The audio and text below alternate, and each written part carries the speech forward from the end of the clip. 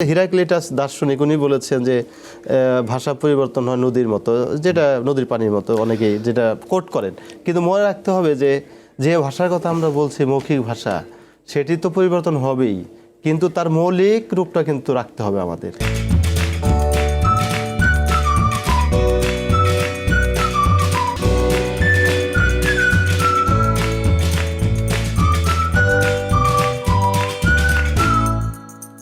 সুপ্রিয় সুধী, city bank নিবেদিত RTVর অক্ষরের গল্প আয়োজনে আপনাদের সকলকে স্বাগত জানাই।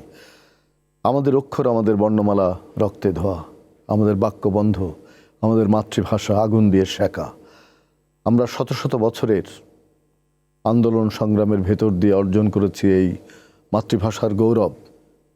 আমরা সন্তুষ্ট এই কারণে যে আজকে মাতৃভাষা পৃথিবীর সপ্তম ভাষা, এবং সেই ভাষায় আমি কথা বলি। আমি সেই গৌরবের একজন মানুষ, যে ভাষা প্রতিষ্ঠার জন্য আমাদের রক্ত দিতে হয়েছিল। আমাদের রক্ত দেওয়ার কোনো শেষ নেই, কিন্তু কতবার রক্ত দেব? আমরা তখনই রক্ত দেব যখন আমাদের দেশ, মাতৃভূমি, আমাদের ভাষা শত্রুর মুখোমুখি হবে এবং আমরা আসন্ন বিপদের গন্ধ পাব। সেজন্য আমাদের প্রস্তুত থাকতে হবে মাতৃভাষার জন্যে, মাতৃভূমির জন্যে, গণতন্ত্রের জন্যে। এবং আমরা মনে করি সামনে যে গণতান্ত্রিক সরকার, সে নিশ্চয়ই আমাদের মত প্রকাশের স্বাধীনতা দেবে, শিল্পীর স্বাধীনতা দেবে, শিল্পীর কণ্ঠের স্বাধীনতা, মত প্রকাশের স্বাধীনতা। এটি একজন সংস্কৃতিকর্মীর মূল চাওয়া। যদি দর্শক, আজকে আমাদের আয়োজনে উপস্থিত আছেন আন্তর্জাতিক মাতৃভাষা ইনস্টিটিউটের সম্মানিত পরিচালক, লেখক, গবেষক প্রফেসর ডক্টর আসাদুজ্জামান। কথা বলছি তার সঙ্গে। কেমন আছেন আপনি? ভালো আছি, আপনাকে ধন্যবাদ, এবং RTVকে অশেষ ধন্যবাদ। আপনি আন্তর্জাতিক মাতৃভাষা ইনস্টিটিউটের পরিচালক হিসেবে প্রায় 1.5 বছর অতিক্রম করছেন। আপনি কি স্বপ্ন নিয়ে এগুচ্ছিলেন এবং সে স্বপ্ন কত দূর গেল? প্রথমে আমি স্মরণ করছি বায়ান্নর ভাষা আন্দোলনে যারা আত্মাহুতি দিয়েছে ভাষার জন্য। এই ভাষা আন্দোলনের মধ্য দিয়ে আমাদের একটি স্বাধীন সার্বভৌম দেশ পেয়েছে 71-এ, এবং আমরা মনে করেছিলাম যে 71-এর পরে আসলে আমরা একটা বৈষম্যহীন সমাজ পাব, কিন্তু সেই স্বপ্ন আসলে বাস্তবিত হয়নি। যে কারণে 2024 সালে এসে আমরা আবার সেই রক্ত দেখতে পেলাম, এবং বৈষম্যহীন সমাজ গঠনে আমাদের যুব সমাজ থেকে শুরু করে সর্বশ্রেণীর মানুষ তারা রাস্তায় নামলো, এবং একটি যুদ্ধক্ষয়ের মধ্য দিয়ে, রক্তক্ষয়ের মধ্য দিয়ে আমরা আবার স্বাধীনতা ফিরে পেলাম। এই যে আমাদের পদযাত্রা সম্মুখে অগ্রগতি, সেটি সব কিছুই কিন্তু আমাদেরকে দিয়েছিল, আসলে প্রেরণা দিয়েছে বায়ান্নর ভাষা আন্দোলন। আমরা দেখতে পেয়েছি যে বায়ান্নর ভাষা আন্দোলনকে বিশ্বের দরবারে ছড়িয়ে দেওয়ার জন্য এবং ভাষার যে অধিকার মানুষের, সেটিকে সুসংহত করবার জন্য আমাদের 2000 সালের দিকে আন্তর্জাতিক মাতৃভাষা ইনস্টিটিউট প্রতিষ্ঠার একটা উদ্যোগ নেওয়া হলো। আন্তর্জাতিকভাবে আমাদের 21শে ফেব্রুয়ারিকে পালন করার জন্য একটি প্রস্তাব আসলো ইউনেস্কো থেকে। আমরা 2000 সালের থেকেই দেখলাম যে 188টি দেশে একযোগে এই 21শে ফেব্রুয়ারি আন্তর্জাতিক দিবস হিসেবে পালিত হয়ে আসছে। এটা আমাদের আসলে খুবই গৌরবের, সম্মানের। এই ধারাবাহিকতাই কিন্তু আন্তর্জাতিক মাতৃভাষা ইনস্টিটিউট প্রতিষ্ঠিত হলো। 2001 সালে আন্তর্জাতিক মাতৃভাষা ইনস্টিটিউটের ভিত্তিপ্রস্তর স্থাপিত হলো সেগুনবাগিচায়। এই যে আন্তর্জাতিক মাতৃভাষা ইনস্টিটিউট প্রধান লক্ষ্য হচ্ছে পৃথিবীতে যত ভাষা আছে, সংস্কৃতি আছে, সেই ভাষা সংস্কৃতি রক্ষা করা, এবং ভাষার মাধ্যমে মানুষের যে অধিকার, মত প্রকাশের সব কিছুই রক্ষা করা। আমি আন্তর্জাতিক মাতৃভাষা ইনস্টিটিউটের দায়িত্ব নেওয়ার পরে এই প্রতিষ্ঠানের গতি বৃদ্ধি করার চেষ্টা করেছি। বিশেষ করে ভাষা সংক্রান্ত যে কাজ, সেই কাজগুলো দেশে বিদেশে ছড়িয়ে দেওয়ার আপ্রাণ চেষ্টা ছিল এই কাজের মধ্যে। আরেকটি হলো যে এই আন্তর্জাতিক মাতৃভাষা ইনস্টিটিউটে ভাষা জাদুঘর আছে আমাদের। সেই ভাষা জাদুঘরের মাধ্যমে আমরা আমাদের দেশের যত ভাষা আছে সেখানে রক্ষিত আছে, বিশ্বের ভাষাও আছে, সেটা আরও সুন্দরভাবে প্রচার করা। আমাদের লিখনীতে আর্কাইভ আছে, সেই আর্কাইভটা আমি আসার পরে উদ্বোধন করেছি, এবং সেটি সুন্দরভাবে দেখানো। আমরা জানি যে বাংলা ভাষা এসেছে বার্মি লিপি থেকে, এরকম 154টি লিপি সেখানে রক্ষিত আছে। আমরা জানি যে আমাদের কিছু এরকম ভাষার নিদর্শন রাজশাহীর জাদুঘরে ছিল, সেগুলোর কি অবস্থা? ভাষা জাদুঘরে মোটামুটি পৃথিবীর সব ভাষারই নিদর্শন সেখানে আছে। বরেন্দ্র জাদুঘরেও আমি গেছি, সেখানে তারা যেগুলো রক্ষা করেছে সেখান থেকে উপত্যকা নেওয়া হয়েছে, সবই আছে আমাদের এখানে। আমাদের নৃগোষ্ঠী তাদের যে হারিয়ে যাওয়া ভাষা এবং তাদের যে লেখ্য যে বর্ণ, সেগুলোর কিছু কিছু কি আবিষ্কার করা গেছে? বাংলাদেশে 41টি ভাষা আছে বাংলা সহ, 40টি ক্ষুদ্র নৃগোষ্ঠী আপনি যেটা উল্লেখ করলেন, এর মধ্যে 14টি ভাষা বিপন্ন অবস্থায় আছে। আর এই যে 41টি ভাষা বাংলা সহ 8টি ভাষার লিপি আছে মাত্র। এখন এই যে ভাষাগুলো লিপি নেই, সেই ভাষাগুলো লিপি আসলে তৈরি করতে হবে। সেই কাজগুলো আসলে কঠিন কাজ, এবং একই সাথে আমি যে ভাষাগুলো হারিয়ে যাচ্ছে একেবারেই মৃতপ্রায়, সেই ভাষাগুলো সংরক্ষণ, উপাত্ত সংগ্রহ এবং ওই ভাষাগুলো যাতে টিকে থাকে ওই জনগোষ্ঠীর মধ্যে, এই জন্য ওই সম্প্রদায়কে প্রশিক্ষণের ব্যবস্থা আমি করছি। এই কাজগুলো কিন্তু একদম ইনস্টিটিউট প্রতিষ্ঠার প্রথম লগ্ন থেকে করা দরকার ছিল। আপনি তো এসছেন অনেক পরে, তো প্রাথমিকভাবে যারা ছিল তারা কি কিছু কাজ করতে পেরেছে? তারা উদ্যোগ গ্রহণ করেছিলেন কিছু কিছু বিষয়, বিশেষ করে বাংলাদেশের যে নৃতাত্ত্বিক সমীক্ষা, সেই কাজটা যদি সম্পূর্ণভাবে হতো তাহলে এই প্রশ্নটা আপনি আজকে হয়তো করতেন না। মুশকিল হয়ে গেছে যে কাজটি 2012 সালে শুরু হয়েছিল, সম্পন্ন করার কথা ছিল 15-16 সেশনে, কিন্তু সেটি আর আলোর মুখ দেখেনি কোনো কারণে। তবে আমি বর্তমানে আবার সেই কাজটি করছি, তবে বিচ্ছিন্নভাবে। বিশেষ করে প্রাথমিক পর্যায়ে রেংমিরচা, কন্দ এবং খাড়িয়া, যে ভাষাগুলো একেবারেই মৃতপ্রায়, সেই ভাষাগুলোকে আমি সংরক্ষণ করছি। এইসব ভাষার মানুষের সংখ্যা কত? সংখ্যা কম, কোনো কোনো জনসংখ্যা দেখা যাবে যে আছে 2000, 3000 বা 500 এরকম, কিন্তু সেটাও অ্যালার্মিং না। সবচাইতে গুরুত্বপূর্ণ ব্যাপার হচ্ছে যে এই প্রজন্ম এই ভাষা ব্যবহার করছে না। তাদের ভাষী আছে মাত্র, অনর্গল কথা বলতে পারে খাড়িয়াতে মাত্র 4 জন, কন্দ ভাষায় আছে 5 জন, রেংমিরচাতে আছে 4 জন, এরকম তারা অনর্গল কথা বলতে পারে। কিন্তু যেমন রেংমিরচা, এটি বান্দরবনের আলীকদম এলাকায় আছে। ওই এলাকায় গেলে দেখবেন যে হয়তো 500 বা 400 জনের মতো তাদের যে জনগোষ্ঠী সেটি আছে, কিন্তু ভাষা বলতে পারে অনর্গল মাত্র 4 জন। আমাদের এই যে বাংলা ভাষার যে শ্রীবৃদ্ধি এবং উন্নয়ন, বাংলা ভাষা উন্নয়নের জন্য কি আন্তর্জাতিক মাতৃভাষা ইনস্টিটিউট কোনো কাজ করে? বাংলা ভাষা প্রচার, প্রসার এবং উন্নতি, এটি একটি বড় কাজ আন্তর্জাতিক মাতৃভাষা ইনস্টিটিউটের। আমরা সমস্ত বাংলাদেশে একেবারেই উপজেলা পর্যায় পর্যন্ত গিয়ে প্রমিত বাংলার উপরে প্রশিক্ষণ দিয়ে থাকি, এটাই প্রথম। আমাদের এই প্রশিক্ষণ দিতে হবে শুদ্ধ কথা বলা এবং শুদ্ধ লেখা এবং বাংলা বানান রীতি সেখানে চালু করা এবং প্রমিত। আপনি ঠিকই বলেছেন, আমরা সেটাই করছি যে প্রমিত ভাষা বলতে দুটো দিক বোঝায়, একটি হচ্ছে বানান আর একটি উচ্চারণ। এখন প্রাথমিক বিদ্যালয়ের শিক্ষক যারা আছেন, যারা হাই স্কুলে পড়াচ্ছেন, তারা যদি সঠিকভাবে ক্লাসে না উচ্চারণ করতে পারেন, না লিখতে পারেন বানান ঠিক মতো, তাহলে তো তার শিক্ষার্থীরা ভালো শিখবে না, ভাষা সামনে এগোবে না। একই সাথে যারা কবি, লেখক, সাহিত্যিক, যারা উপস্থাপক অথবা যারা বিতর্ক করে, তাদের প্রত্যেকেরই কিন্তু ভাষা বোধ, ভাষা জ্ঞান এটা থাকা দরকার। আমি মনে করি যে আন্তর্জাতিক মাতৃভাষা ইনস্টিটিউটে এর জন্য একটা নিয়মিত প্রশিক্ষণ থাকা উচিত। এবং আমরা চেষ্টা করেছি, কারণ এখানে সীমিত পরিসর, আসলে সীমিত বলতে বোঝাচ্ছে আমি অর্থনৈতিক একটা ব্যাপার আছে, সেটা খুবই সীমিত, সেটি দিয়ে আমি অসাধ্য কাজটা করার চেষ্টা করছি। আমাদের প্রাথমিক ও গণশিক্ষার যে মন্ত্রণালয় আছে, সেখানে আপনার সঙ্গে তাদের একটা কোলাবোরেশন হতে পারে। তাদের সঙ্গে আমরা বসি না একবার, তা নয়, মাঝে মধ্যেই তাদের সঙ্গে কথা হয়, এবং বিভিন্ন যে বিশেষ করে আপনি জানেন ভাষা নীতি এবং ভাষা পরিকল্পনা, এই দুটি ছাড়া আসলে কোনো শিক্ষাই কিন্তু বাস্তবে রূপ নেবে না।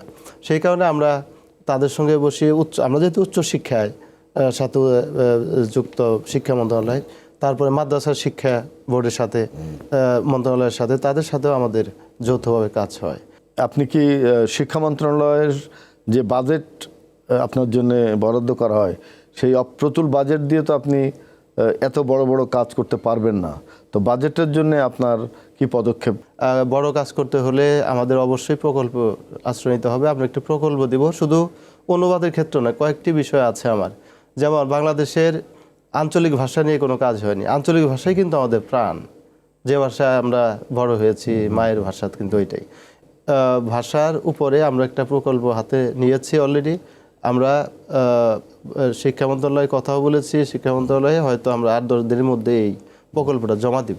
এই বিষয় নিয়ে আপনার পরিকল্পনার কথা আমি জানবো বিরতি থেকে এসে। প্রিয় দর্শক, আপনারা দেখছেন সিটি ব্যাংক নিবেদিত RTVর অক্ষরের গল্প। আমরা যাব বিরতিতে, আশা করছি থাকবেন আমাদের সঙ্গে।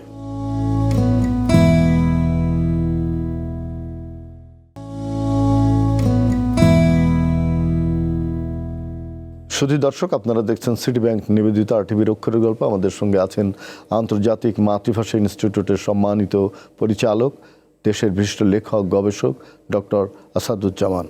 আসাদ ভাই, যেই প্রশ্নটা আপনাকে করেছিলাম যে এই যে অনুবাদক নিয়োগ করা, এটা তো একটা ধারাবাহিক থাকতে হবে, ধারাবাহিক রূপ থাকতে হবে।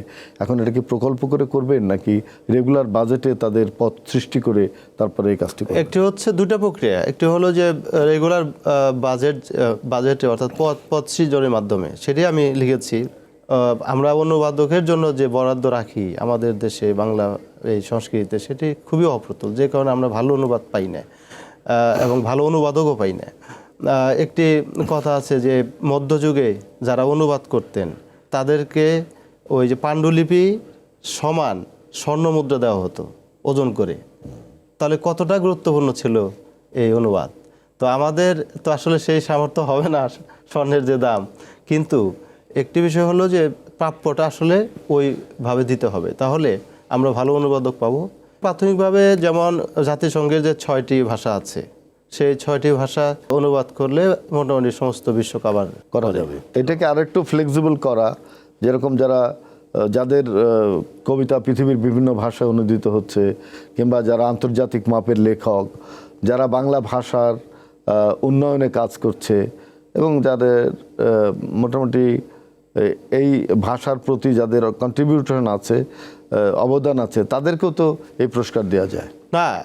এই পুরস্কারের আপনি যে বৈশিষ্ট্যগুলো বললেন, এই পুরস্কার প্রত্যেকটা বৈশিষ্ট্যকে ধারণ করে।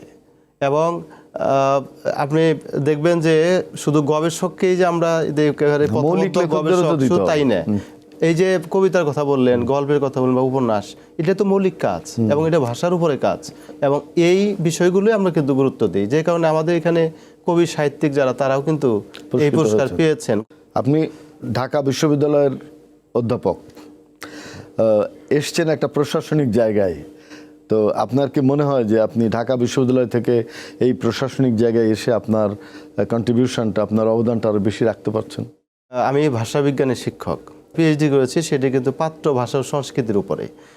অর্থাৎ আন্তর্জাতিক মাতৃভাষা ইনস্টিটিউটের কাজ হচ্ছে শুধু ভাষা নয়, ভাষার সাথে সংস্কৃতি, এই দুটো বিষয়ে কিন্তু আমার প্রচুর লেখা আছে, প্রচুর বই আছে, এবং আমি PhD করেছি এই বিষয়ে, এটা আপনি জানেন।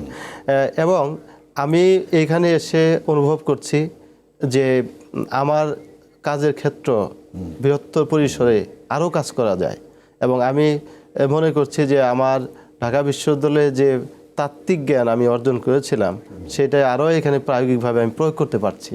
এটি আমার আনন্দের বিষয় আসলে, কারণ আমি যা কাজ করি না কেন সবই হলো ভাষা বিজ্ঞান, ভাষার গবেষণাধর্মী একটি প্রতিষ্ঠান আন্তর্জাতিক মাতৃভাষা ইনস্টিটিউট। প্রত্যেকটা কাজের সাথে আমার খুবই যোগসূত্র, অনিষ্ট যোগাযোগ আছে। এখন যে প্রযুক্তির যে সময়, এখন ধরেন ইউটিউব, ফেসবুক, টুইটার এখন একটা বড় জায়গা দখল করে আছে, এবং আমাদের প্রতিনিয়ত আমাদের ভাষার মধ্যে এইসব ধ্বনিগুলো, এইসব শব্দগুলো যুক্ত হচ্ছে। সোশ্যাল মিডিয়াতে যেভাবে ভাষার ব্যবহার, এবং সেটি আটকে ওঠার মতো অনেক এবং সময় সেটা কিন্তু নিচ্ছে, তরুণরা ব্যবহার করছে, এবং কিছু কিছু শব্দের যে গঠন, বাক্যিক যে প্যাটার্ন, সেখানে আসলে আমাদেরকে আশাহত হতে হয়। সেই জায়গাগুলো থেকে আসলে বের হয়ে আসতে হবে। কিন্তু একটা জিনিস মনে রাখতে হবে যে তথ্য প্রযুক্তির ব্যবহারের ফলে বাংলা ভাষা আর অনেক শব্দ কবি সাহিত্যিকটাও ব্যবহার করছেন, সাধারণ মানুষও ব্যবহার করছেন, একই সাথে যারা লিখছেন তারাও ব্যবহার করছেন। কিন্তু মনে রাখতে হবে যে বাংলা ভাষার যে গ্রহণ যে যোগ্যতা, এটা অনেক বেশি, এবং তার রূপান্তরের যে প্রক্রিয়ার ক্ষেত্রে সেটার খুবই সমৃদ্ধশালী একটি ভাষা। কাজেই এইখানে কোনো ক্রমেই মানে আশাহত হওয়ার কারণ নেই যে বাংলা ভাষা কি তাহলে হারিয়ে যাবে বা এত পরিবর্তন হতে হতে কিন্তু বিলীন হয়ে যাবে, সেটা হওয়ার কোনো সুযোগ নাই। কারণ হলো যে সেই আর্যরা যখন এসছে আজ থেকে প্রায় সেই 2500 বছর আগে এই অঞ্চলে, তখন থেকে কিন্তু পরিবর্তনের মধ্য দিয়ে বাংলা ভাষা ঠিক আছে। জেনজিরা যে ভাষা এখন ব্যবহার করছে, জেনজির ভাষা নিয়ে অনেক প্রশ্ন আছে, কারণ অনেক সময় তাদের নিজস্ব স্টাইল, তাদের নিজস্ব শব্দ গঠন, নিজস্ব বাক্যিক গঠন। আপনি একটা জিনিস মনে রাখবেন যে আজ থেকে 5 বছর আগেও গণমাধ্যমের ভাষা নিয়ে, বিশেষ করে নাটকের ভাষা নিয়ে কিন্তু বিস্তর আলোচনা হয়েছে এবং আমরা খুবই এটা নেতিবাচক অর্থে দেখেছি। সেই বিতর্ক কিন্তু এখন নেই, কারণ জনসমাজে সেটি ঠিক নাই। কোনো বিশেষ লেখক, কবি বা নাট্যকার সেটি চাপিয়ে দেওয়ার চেষ্টা করেছেন। একটা জিনিস মনে রাখতে হবে, ভাষা কখনো চাপিয়ে দেওয়া যায় না। স্বতঃস্ফূর্তভাবে যারা যে ভাষাটা ব্যবহার করবে ওইটাই টিকে থাকবে। কাজে আপনি জেনজির ভাষা বলছেন যেটি এখন হয়তো বর্তমানে সেই ট্রেন্ড প্রবণতা চলছে বলে এটা ফ্যাশনও হতে পারে, ফ্যাশনও হতে পারে। ফ্যাশন আর স্টাইল তো এক না। আমি বলছি আপনি কবি হিসাবে আপনি জানেন এটা একটা ফ্যাশনের মতো যে আমি একটা এই স্টাইলে কথা বলবো, এই ফ্যাশনের ভাষার এই ফ্যাশন এই দিকটা এই কারিগরি তো বলবো না, এটাকে ফ্যাশনের একটা স্টাইলের মতো যেটা আমি এটা গ্রহণ করব। কিন্তু দেখা গেল যে পরিবর্তিত হয়ে যাচ্ছে, ফ্যাশন স্টাইল তো পরিবর্তিত হয়। আমি আজকে যেরকম সময়ের সাথে সাথে পরিবর্তন হতে পারে। যে হিরাক্লিটাস দার্শনিক উনি বলেছেন যে ভাষা পরিবর্তন হয় নদীর মতো, যেটা নদীর পানির মতো অনেকেই যেটা কোট করেন। কিন্তু মনে রাখতে হবে যে যে ভাষার কথা আমরা বলছি মৌখিক ভাষা, সেটি তো পরিবর্তন হবেই, কিন্তু তার মৌলিক রূপটা কিন্তু রাখতে হবে আমাদের। যে কারণে জেনজির যে ভাষা, সেই ভাষা অনেক সময় দেখা যায় যে তাদের যে ফ্যাশন শৈলীর নামে, সেই ফ্যাশন আসলে খুবই একটা পরিবর্তনযোগ্য, পরিবর্তিত হতে পারে রুচির সঙ্গে। এটাই হবে না যদি স্থায়ী না হয়, তাহলে আমাদের ভাবনার বিষয়। আপনি নিশ্চয়ই জানেন যে গ্যালিভাস ট্রাভেলসের যে আমাদের জনাথন সুইফট যে গ্যালিভাস ট্রাভেলস এর দ্বিতীয় খণ্ডে এক জায়গায় আছে যে লাপুটাতে অ্যানসেন বার্গাররা এক প্রজন্মের ভাষা আর এক প্রজন্ম বুঝতে পারছে না, মানে এই জেনারেশনের ভাষা আর এক জেনারেশন বুঝতে পারছে না। এই যে সংকট, এই সংকট কি আমাদের হবে? না, এই সংকট আমাদের হবে না। কিন্তু আমাদের দেশে শুধু আমাদের কথা বলছি তো, আমাদের দেশটা কিন্তু আমাদের না। আমি যখন ভাষার কথা বলছি, আরও যে 40টি ভাষা আছে সেটিও কিন্তু আমাদের। তারাও কিন্তু আমাদের এই বাংলাদেশি, তারাও কিন্তু বাংলা ভাষাকে ধারণ করে, বাংলা ভাষায় তারাও কথা বলে, কিন্তু তাদেরও মাতৃভাষা আছে। তারা হয়তো কম জনসংখ্যায়, তাদের মাতৃভাষা তো আছে, তাদের কথা আমাদের ভাবতে হবে। তাদের ভাষা পরিবর্তন হতে হতে অথবা অন্য ভাষার সাথে রূপান্তর হয়ে তাদের ভাষা কিন্তু আর থাকছে না। বাংলা ভাষার 21-এর যে সংগ্রাম, তার সঙ্গে কিন্তু কবিরা অঙ্গাঙ্গিভাবে যুক্ত। অবশ্যই আপনি জানেন যে প্রথম যে সংকলনটি বের হয় 21-এর, সেটা করেছিলেন হাসান হাফিজুর রহমান। মুক্তিযুদ্ধের যে ইতিহাস যিনি মানে সংগঠন করেছেন, লিখেছেন। এবং আপনি জানেন যে 144 ধারা যখন 52 সালের ভাষা জারি করা হয়, সেটা ভাঙার জন্য যে 4 জন কবি এগিয়ে এসেছিলেন, তার মধ্যে একজন হল হাসান হাফিজুর রহমান, আবু জাফর ওবায়দুল্লাহ, আলাউদ্দিন আল আজাদ এবং আবুল হোসেন। এই 4 জন কবি। সুতরাং কবিদের অবদান অনেক বেশি। আমাদের দেশে গত 10 বছরে আন্তর্জাতিক মানের অনেক কবিতা লেখা হয়েছে, কিন্তু সেই কবিতাকে অনুবাদ করে দেশের বিভিন্ন ভাষায় প্রচার এবং প্রসারের ব্যবস্থা করার ক্ষেত্রে আপনি কোনো উদ্যোগ নেবেন কিনা, সেই উত্তর দিয়েই আমরা শেষ করব। আমি আন্তর্জাতিক মাতৃভাষা ইনস্টিটিউট থেকে মাঝে মধ্যেই কিন্তু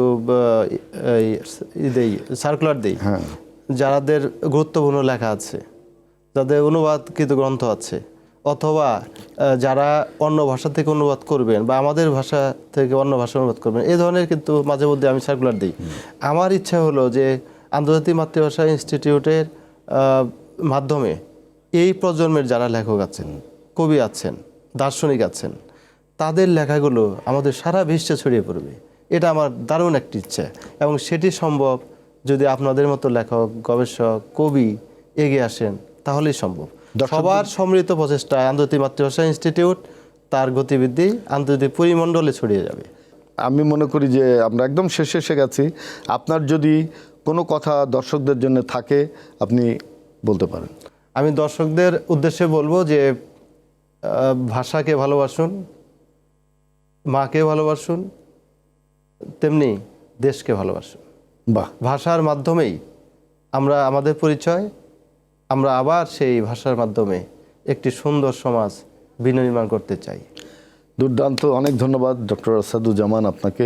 আপনাকে ধন্যবাদ, এবং দর্শক শ্রোতা যারা শুনলেন দেখলেন তাদেরকেও ধন্যবাদ। প্রিয় দর্শক, সিটি ব্যাংক নিবেদিত আরটিভির অক্ষরের গল্প আয়োজনে ছিলেন আন্তর্জাতিক মাতৃভাষা ইনস্টিটিউটের সম্মানিত পরিচালক, লেখক, গবেষক প্রফেসর ডক্টর আসাদুজ্জামান। তিনি ভাষাবিজ্ঞানের লোক, ভাষা নিয়ে কাজ করছেন। আমরা বিশ্বাস করি আমাদের সাহিত্য, আমাদের লেখা, আমাদের কবি সাহিত্যিক লেখকরা সম্মানিত হবেন, বিদেশে অনুদিত হবেন এবং আমরা বিশ্বের দরবারে মাথা উঁচু করে দাঁড়াতে পারবো। আমাদের ভাষার যে সৌকর্য সেটি সুরক্ষিত থাকবে। আপনাদের সকলকে অনেক অনেক ধন্যবাদ এবং আপনার প্রতিও অনেক ধন্যবাদ।